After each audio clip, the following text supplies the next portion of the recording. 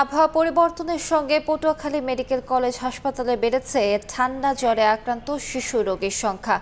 স্বাভাবিক সময়ের চেয়ে হাসপাতালে রোগী ভর্তি আছে প্রায় দ্বিগুণ। এই মুহূর্তে পটুয়াখালী মেডিকেলে আছেন সহকর্মী মনির হোসেন বাদল। সরাসরি যাচ্ছি তার কাছে।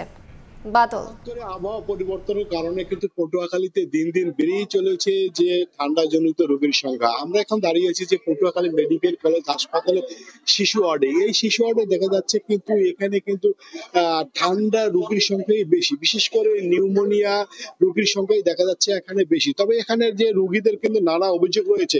এখানে দেখা যাচ্ছে কিন্তু যে এই পটুয়াখালী মেডিকেল কলেজে শিশু ওয়ার্ডে কিন্তু 40টি বেড রয়েছে।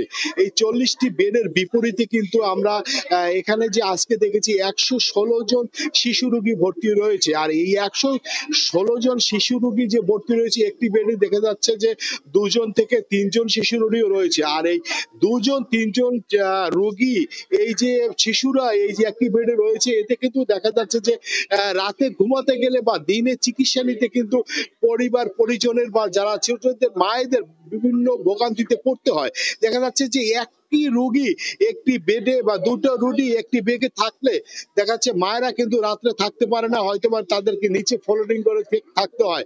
আর অনেক সময় দেখা যাচ্ছে যে বাইরে আমরা দেখাতে পারছি না যে বাইরে কিন্তু অনেক শিশু রোগী রয়েছে, তারা কিন্তু বাইরে মেঝেতে কিন্তু তারা চিকিৎসা নিচ্ছে।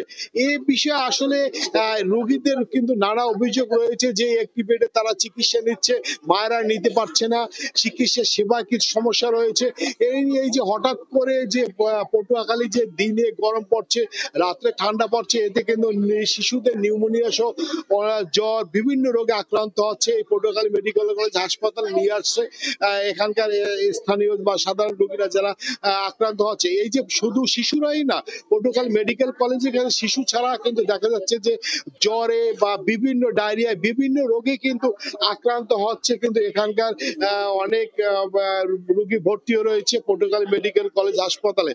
আরেকটা বিষয় বলে রাখি যে এই যে পটুয়াখালী মেডিকেল কলেজ হাসপাতালে কিন্তু এই নভেম্বরের এই যে আজকে 12 তারিখে 12 দিনের ভিতর কিন্তু একজন রোগী কিন্তু এখন পর্যন্ত মারা গেছে এই হসপিটালে। আর এই যে এ বিষয়ে আমি পটুয়াখালী যে মেডিকেল কলেজের তত্ত্বাবধায়ক রয়েছে দিলরুবা ইয়াসমিন লিজা, তিনি তার সাথে কথা বলেছি। তিনি যে বিষয়টা জানিয়েছে তা তাদের 500 শয্যা মেডিকেল কলেজ হাসপাতালে একটা চালু প্রক্রিয়াধীন রয়েছে। সেটি সচল হলে হয়তো এই শিশু ওয়ার্ডে যে সমস্যা আছে সেটি আর থাকবে না। এই ছিল পটুয়াখালী মেডিকেল কলেজ হাসপাতাল থেকে আবহাওয়া পরিবর্তনের কারণে যে সমস্যা সেটি সর্বশেষ। সরাসরি যুক্ত ছিলাম পটুয়াখালী মেডিকেল কলেজ হাসপাতালে।